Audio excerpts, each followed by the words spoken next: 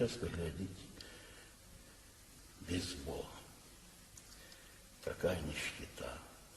И она будет увеличиваться. Грех будет возрастать, ибо повелело небо, а земля только будет исполнять. Почему оно повелело? Да по грехам же нашим. Покаетесь, прибавлю дней ваших. Не покаетесь, уменьшуй то, что есть. Батюшка, а в ближайшее время, вот как вы думаете, что вообще Россию ждет, народ русский? Человечество себе уготовывает гибель само себе. Будут бедствия по местам, это только, что мы видим сейчас издалека, это только начало, да еще и начало нельзя назвать. С каждым днем будет все больше и больше и больше. По местам. Завершить это моровая язва, повально. Сразу будут хоронить людей, а потом не в селах будут их хоронить. И города будут задыхаться в своем смраде.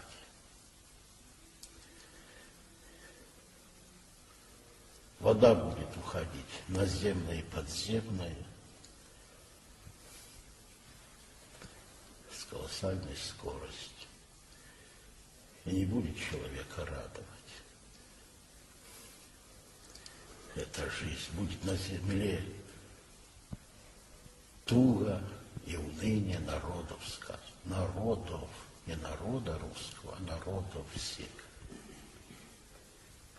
И драгоценности вот эти повыбрасываются и под печати, и под замки эти, в сейфы, оставлять воду и хлеб.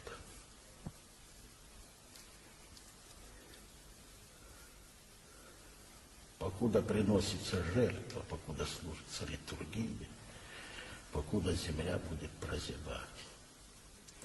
Когда слуга проклятого явится и войдет в доверие народов,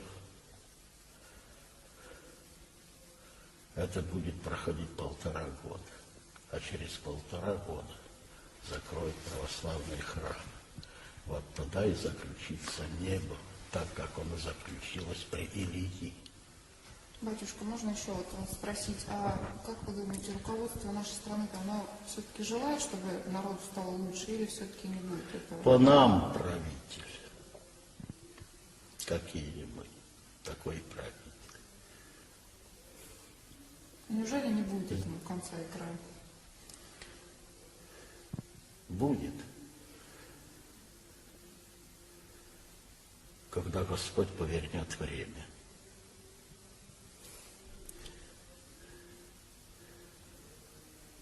Когда до горя, тогда все до Бога.